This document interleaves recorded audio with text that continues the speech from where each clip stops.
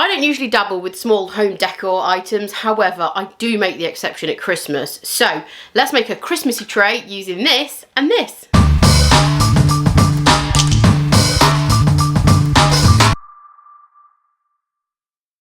It does feel slightly weird saying the C word on a lovely sunshiny day in October, but here we are, and it is the perfect time to start thinking about homemade or handmade gifts.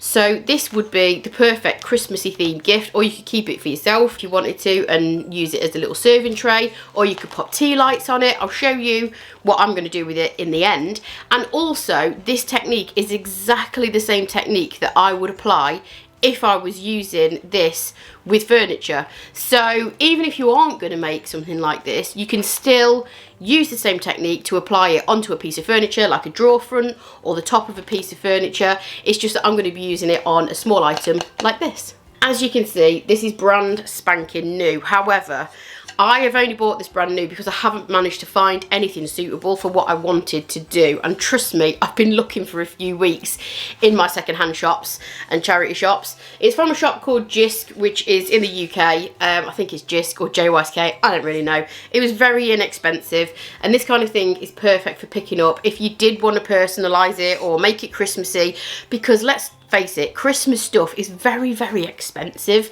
but this is a very inexpensive way of doing it. It's also really fun to do in the holidays or with kids, so you can make something completely bespoke and have fun doing it at the same time. Because this is brand new, it's untreated wood, I don't need to clean it. However, if you're buying something that's second hand, I would recommend cleaning it with Dixie Belle's White Lightning before you do the next step. So I can go straight in with my paint. I'm using the colour Endless Shore from Dixie Belle Silk Mineral Paint. It's a nice kind of warm creamy colour, and it's going to make the perfect background for my decoupage paper. The little brush that I'm using to apply this is from a set of artist brushes from Dixie Belle. They come in a pack of, I think, 4 or 5 brushes. They're all different sizes and they are perfect for smaller crafting items like this. So I just did one coat of this Endless Shore because, as you can see, it's covering really well, and then I left it to dry.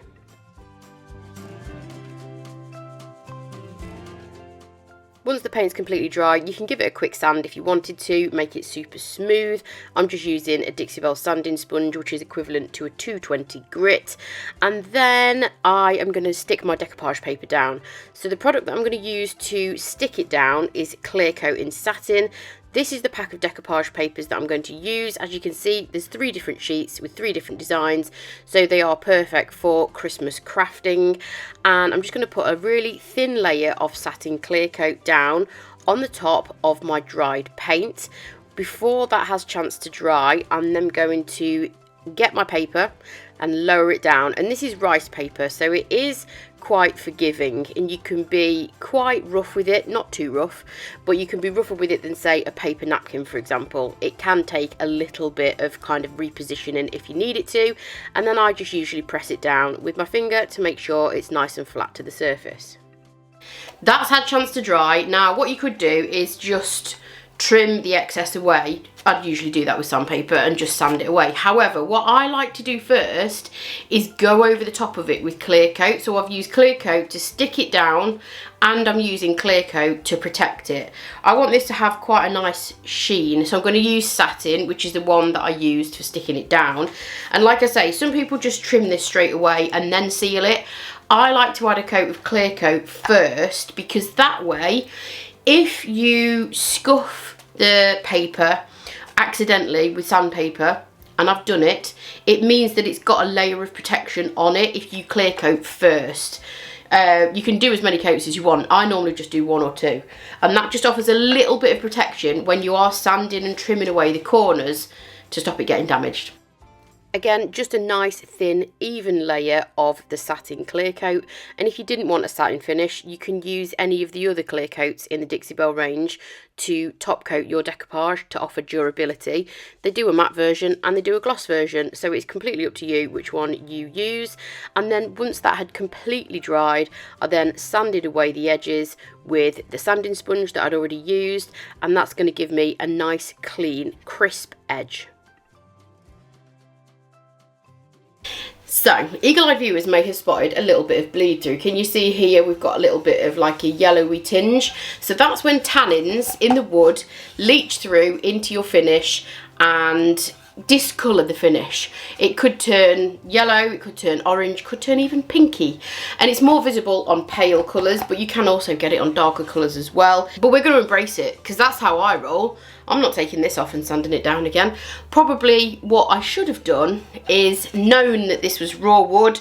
This is also a wood that is quite common for bleed through, so I should have known better and used Bond Emboss, because Bond Emboss is not only an adhesion primer, it also blocks stains, which is exactly what we need to do here. But we're going to embrace it. We're going to embrace it. We're going to make it rustic. But first, I'm going to put another coat of clear coat on after I've just sanded that off. And that's probably what's done it. So if your project looks fine up until the point that you have applied your water-based top coat and then it's turned colour, that is not your water-based top coat doing that. That is bleed through. For some reason, don't ask me the technical reason why, I don't know. But for some reason, water-based top coats emphasise or pull through bleed through. So if I'd have waxed that, probably would have been fine. But obviously I didn't, because I needed to protect it a little bit more with a clear coat. So we're going to roll with it. It might get worse, but we're going to embrace it, because that's, like I say, how I roll. When I am decoupaging, I do like to give several coats of clear coat over the top. Obviously, it is paper at the end of the day, so you do want to make sure that it's nice and durable. So I went in with a second coat of Satin clear coat, and then once that was dry, I applied a coat of Gator Hide, which is Dixie Belle's most durable top coat, and left that to dry. The product that's going to save us a little bit with the bleed through is Best Dang Wax in brown. Again, once the top coat was completely dry, I just used a natural bristle brush and worked that in to the background. That's just going to make the light background slightly darker and disguise the bleed through a little bit, but you can still see it on the final pictures. If you are going to be doing this on a tray of your own, just use Dixie Belle's Bond Emboss and that should stop the problem that I have had. Make sure you always buff your wax out. Here's a couple of pictures of the final look. I did it in a little Christmassy setting with some mince pies and a cup of tea.